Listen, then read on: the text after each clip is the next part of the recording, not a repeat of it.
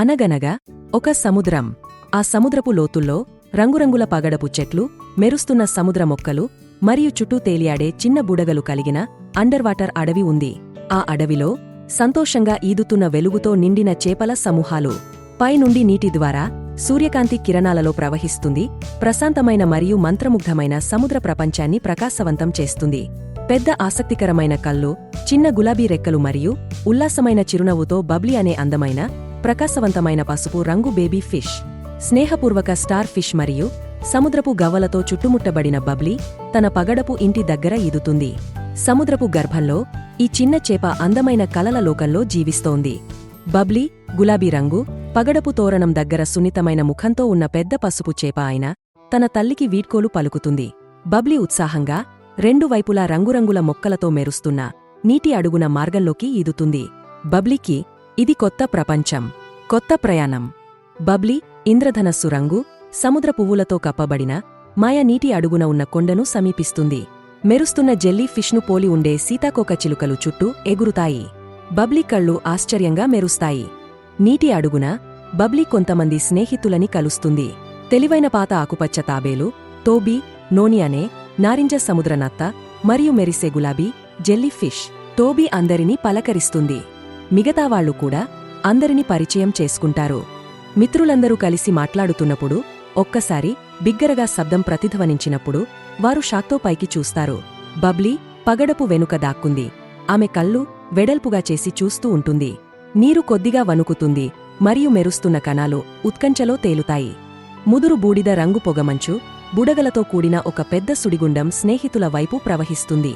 వారందరూ భయపడి పగడపు రాళ్ళు, సముద్రపు పాచి వెనుక దాక్కునేందుకు ముందుకు వెళతారు.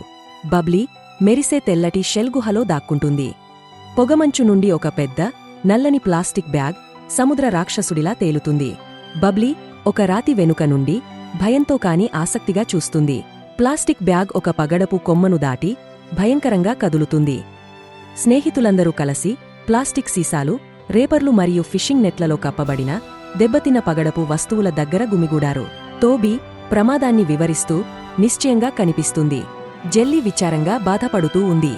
వారందరూ సమూహంగా ఒక రాయిలాగా మెరుస్తున్న నీలిరంగు రాతి చుట్టూ కూర్చుని బబ్లీ తన రెక్కను ఒక ఆలోచనతో పైకి లేపుతుంది.